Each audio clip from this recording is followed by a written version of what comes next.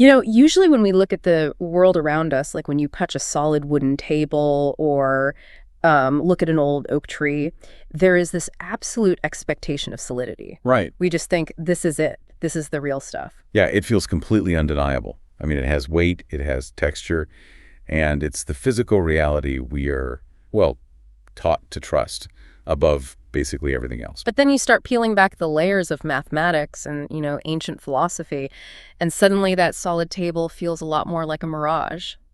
We're looking at a framework today that suggests the 3D reality you and I are sitting in is, well, it's honestly just a shadow. Right. It is the ultimate cosmic illusion. What we actually perceive as solid matter is just the downstream result of a completely hidden underlying geometry.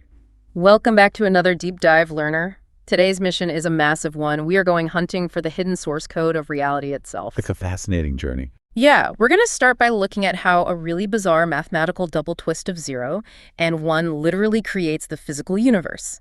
And from there, we'll explore the space-time lattice of 4 that keeps all this matter from collapsing, introduce the dynamic harmonizer of 5, and finally, we're going to apply all this cosmic geometry to a very real problem. Right, like how to actually untangle the messy, stressful knots of your daily life. Exactly. And the really beautiful thing here is that by the time we finish this deep dive, you are going to look at absolutely everything in a completely new geometric light. I mean, from the changing of the seasons outside your window to a stubborn conflict you're having at work. Because underneath it all, it follows the exact same fundamental pattern. Okay, so let's unpack this, because the underlying concept here is it's a real mind bender. It really is. The idea is that our physical reality is just a projection, right? And the actual substance exists in a hidden dimension that mathematicians call the complex plane. Yes, the complex plane. Now, this plane is built on imaginary numbers, where the square root of -1 is I. Which I know sounds like high school math trauma for some of us. Again, it brings back some memories. Right, but what does this actually mean for how reality is born? Like, how do imaginary numbers build a real wooden table? Well, to understand it, we really have to completely change how we view the numbers 0 and 1. Okay, how so? You have to stop thinking of them as just, ink on a page, or even as two separate sequential steps, like a light switch being clicked off and then clicked on. So it's not a binary sequence. Exactly. In this hidden womb of reality, this complex plane, 0 represents absolute stillness. It is the infinite empty background. And 1 represents the pure potential for vibration, like the potential for a wave of energy. Oh, so they aren't separate at all. No, they do not exist apart from each other. The profound stillness of 0 inherently contains the potential for the vibration of 1. They actually exist simultaneously in a state we can symbolize as 10. Wait, 10 as in the 2 digits sitting side by side, not the actual number 10, but a 1 and a 0 literally together. Exactly, yes. It represents an open, infinite flow of energy. There is no inside, there is no outside. I mean, it is pure, unrestricted possibility. But, well, here's the problem. Pure possibility doesn't have mass. Right. It doesn't have a physical form that you could touch or measure. Okay, so how does it become a thing? Let me try to visualize this. It sounds like that open flowing energy is like a long, completely unshaped balloon. A balloon's a good analogy, yeah. Just a straight, continuous tube of rubber, right? For it to become a physical object in our world, like a balloon animal, you have to do something to it. It can't just stay a straight tube. You have to twist it. And the math here, which is beautifully captured in Euler's formula, shows us that this open energy undergoes a very specific geometric maneuver. We call it a double twist. A double twist. Let's break that down. Okay, think about a long, flat strip of paper. Yeah. You give that paper just 1/2 twist and tape the ends together, you create a Mobius strip. Ugh, the classic optical illusion shape, where if a little ant starts walking along the surface, it can cover both sides of the paper without ever crossing over an edge. Precisely. With one twist, it is still technically an open system. The inside and the outside are perfectly continuous. The energy can just, flow endlessly along that surface. Right, it's infinite. But if you take that same strip of paper and you twist that energy a second time before connecting the ends, something profound happens geometrically. The ant gets trapped. The loop closes completely. By twisting it twice, you suddenly create a definitive, impenetrable boundary. Oh, wow. Yeah, you have forged an inside that is entirely separated from the outside. That double twist traps the flowing energy into a geometric knot. So it's basically tying the energy off. Exactly. And in 2 dimensions, the simplest way to enclose a space is with 3 intersecting lines. So this double twist literally forms the foundational shape of a triangle, the absolute simplest closed space in geometry. Wait, how does a double-twisted strip of paper become a triangle? That's hard to picture. Well, when you apply a full 360-degree twist, which is two half twists, to a loop of energy, the tension forces the loop to fold in on itself. It can no longer lie flat. So it buckles under the tension. Yes. In order to stabilize, the geometry buckles into a three-dimensional knot. And the absolute minimum number of points required to anchor a 3D knot is 3. So the energy basically locks into a triangular lattice. It traps the vibration inside a boundary. It does. And that boundary, that knot, is matter. So twisting the unshaped balloon creates the first segment of the balloon animal. That knot is the birth of our analog reality. From the smallest quark vibrating in an atom to the largest galaxy spinning in space. Everything is made of these knots. Every single thing that has a physical form is the downstream result of this double twist. It is energy that has trapped itself into a closed boundary using the architecture of a triangle. Hold on, though. I have to push back on this. Because if matter is this perfectly closed, mathematically precise geometric knot, well, it shouldn't degrade. Why do you say that? Because a tight knot stays tied. If the math is perfect and the energy is perfectly trapped, the universe should just be frozen in these perfect, indestructible shapes. So why is everything falling apart? That is a really great question. Like, why do we age? Why do concrete buildings crumble? Why does the universe eventually hit chaos and entropy if the knot is so perfect? That is the ultimate tragedy of physical existence. Yeah. It is basically the curse of the closed loop. The curse of the closed loop. Yeah, because when that flowing energy twists and closes to form matter, it doesn't get to stay in the perfect, pristine realm of mathematics. It has to exist in the rough, heavy medium of space-time. And space-time messes it up. Exactly. Yeah. Because it's subjected to the pressures of space-time, the loop is almost never a perfect circle. The tension stretches it. It becomes an ellipse. Like a squashed circle, like our balloon animal is being squeezed slightly. Yes, and geometrically, a perfect circle has one single center. Everything on the edge is perfectly equidistant from that center. But an ellipse has two focal points. Two centers instead of one. Right. And this right here is the exact moment yin and yang are born. The single unity of the center splits into two opposing focal points within the loop. Oh, I see. And once you have two focal points pulling on that trapped energy, well, the energy traveling along the edge isn't moving at a constant speed anymore. Because the edge of the ellipse is closer to one focal point at certain times and much further away from it at others. Exactly. Think of a comet orbiting a star.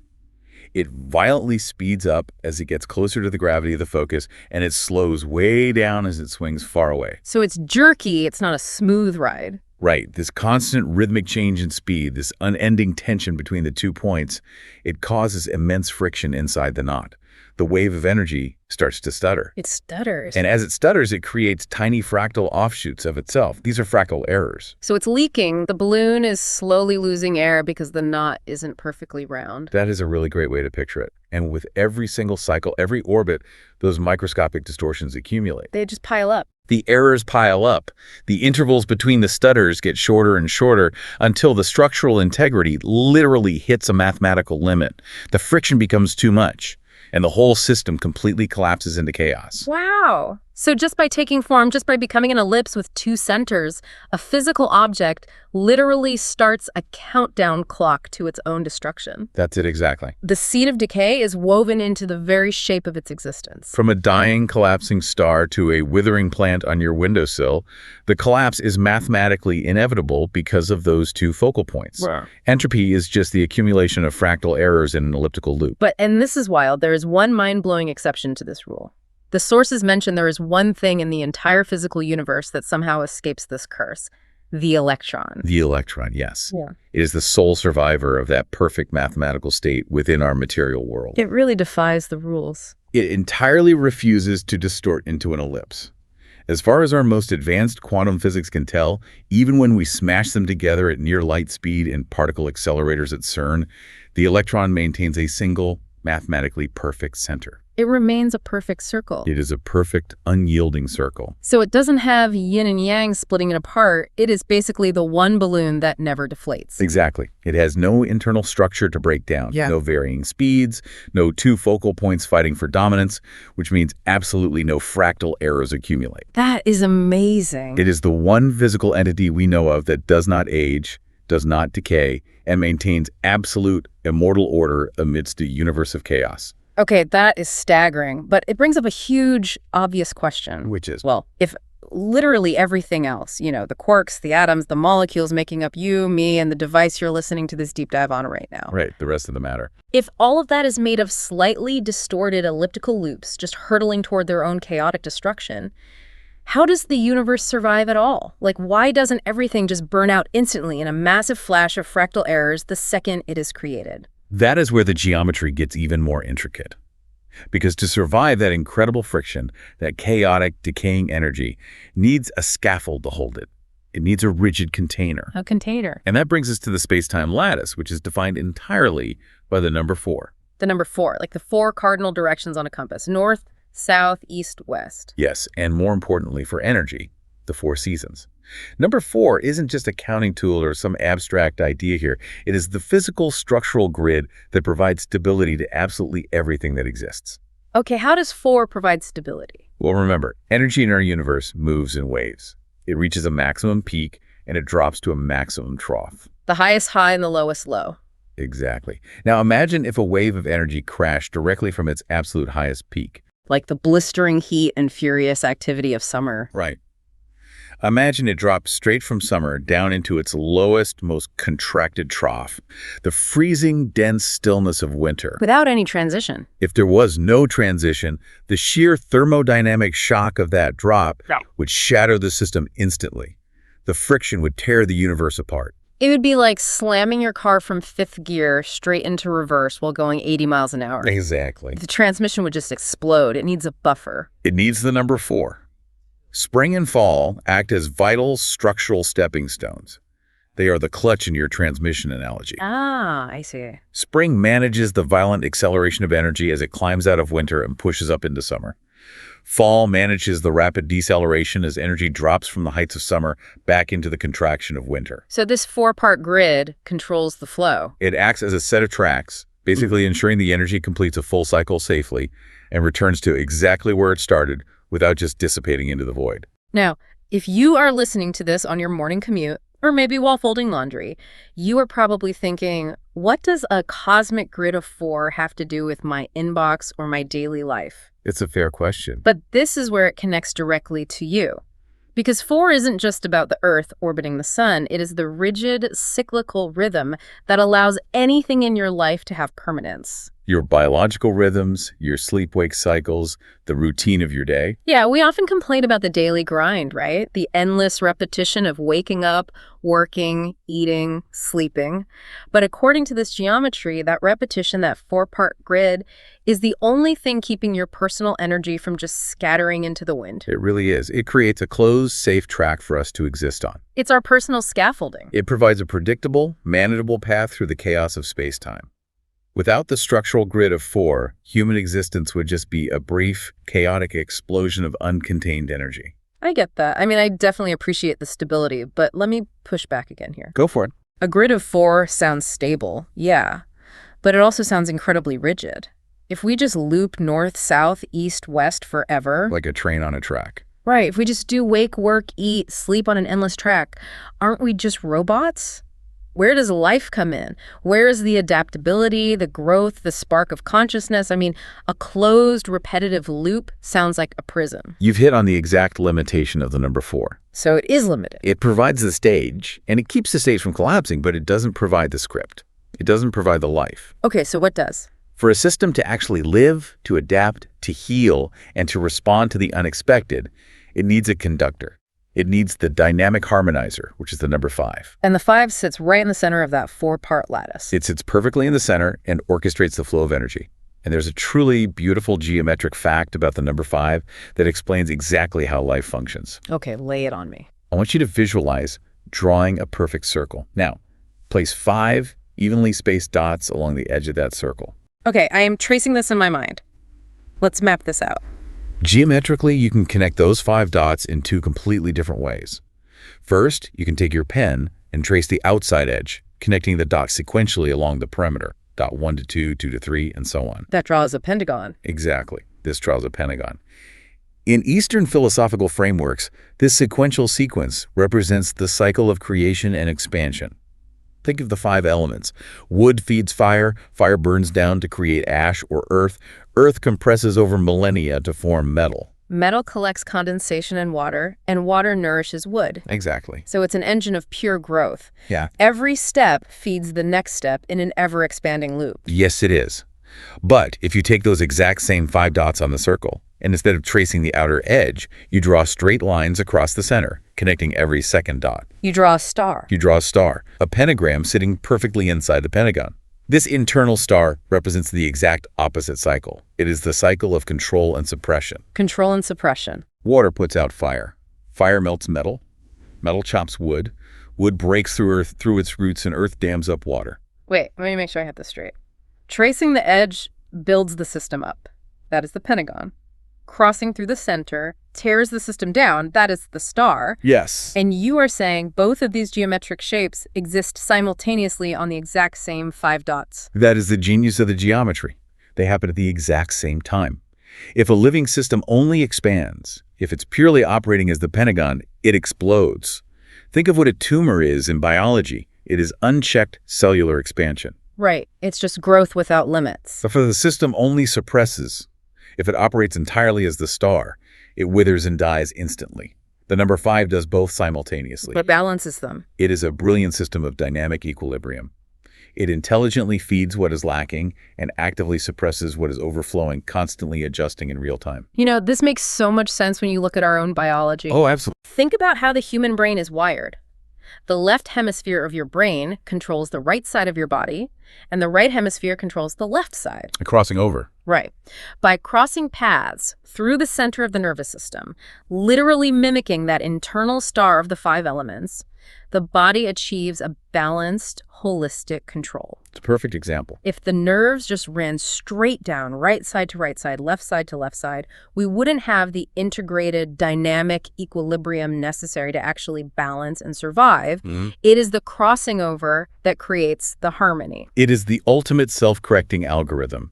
The 5 is the living intelligence operating inside the rigid tracks of the 4. So if 4 is the track and 5 is the conductor, well, when do we actually get on the train? What do you mean? When does a human being as a biological entity actually plug into this cosmic geometry? The fetal biology here is absolutely fascinating in the sources. Ah, yes. The docking process. Right. In the womb, a baby's lungs are the very last major organ to fully develop.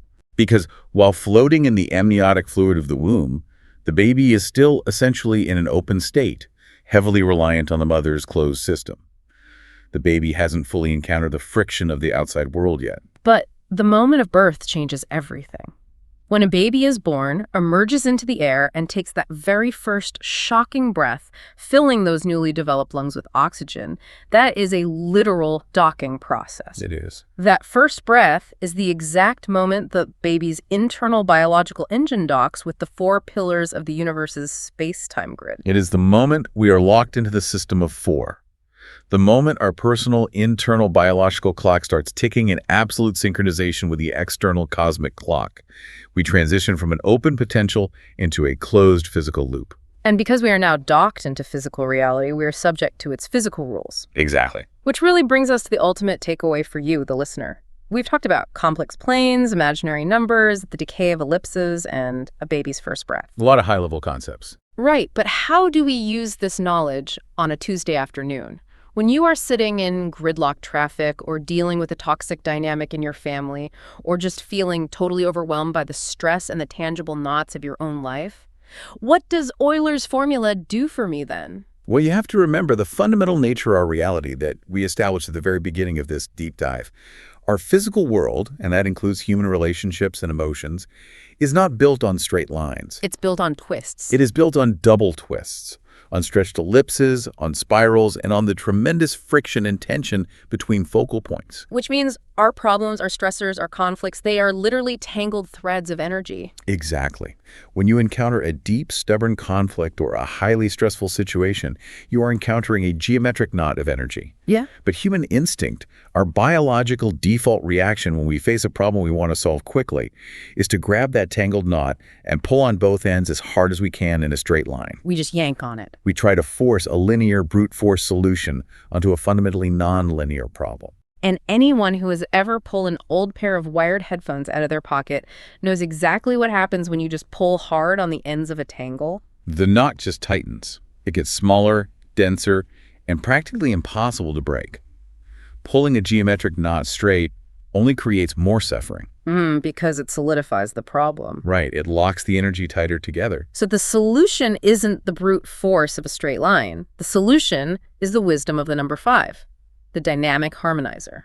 Yes, to genuinely untangle the knots of your life, you have to apply the principles of the pentagon and the star, creation and suppression. So how do you do that, practically? Instead of forcing a straight line, you have to consciously relax your grip on the problem. You have to follow the natural curves, the history, and the spirals of the issue. You observe where the emotional or physical energy is overflowing, and you gently apply the star. You suppress or redirect it. And where it's lacking. You observe where the energy is lacking, where someone feels unheard, and you apply the pentagon. You nourish it. It's about tracing the thread back to its origin without adding tension. Like, think about it. If you are having a massive recurring argument with your partner, and you keep pushing harder with your cold logic, basically pulling the string straight to prove you are right, it just makes them dig their heels in. It tightens the knot. But if you stop, if you relax the tension, let go of the ends, and trace the spiral back to why they are actually upset, maybe they just feel unappreciated or scared, you are using the power of 5. You are harmonizing the energy instead of forcing it. And suddenly, that impossible knot just naturally loosens. Because you are finally aligning yourself with the underlying geometry of how reality actually works, rather than blindly fighting against it. You stop treating the world as a series of flat, solid walls that you have to break down, and you start seeing the interconnected, dynamic flow of energy that responds to balance. It is absolutely incredible how starting with imaginary math and the quantum mechanics of a single electron leads so directly and so logically to profound relationship advice and daily stress management. Because the laws of nature do not change depending on the scale you are looking at. The macro and the micro, the cosmic and the personal, they are all just reflections of the exact same geometric truth. Which brings us to the end of today's cosmic journey. I really want to leave you, the listener, with a final thought to mull over as you go about your day. The next time you face a stubborn conflict or an impossible logistical problem at work or a situation in your personal life that just feels entirely stuck and hopeless. Yeah, think about the geometry. Exactly. What if you stopped viewing it as a flat, solid wall that you have to smash your way through? What if you actively chose to see it as a geometric knot? What actually happens if you stop pulling so incredibly hard in a straight line and you just let the tension go? The knot might just untangle itself. Thank you so much for coming along for the ride on this one, learner. If you enjoyed this deep dive, please like, subscribe, and turn on notifications to support the channel's cosmic journey. Until next time, keep exploring.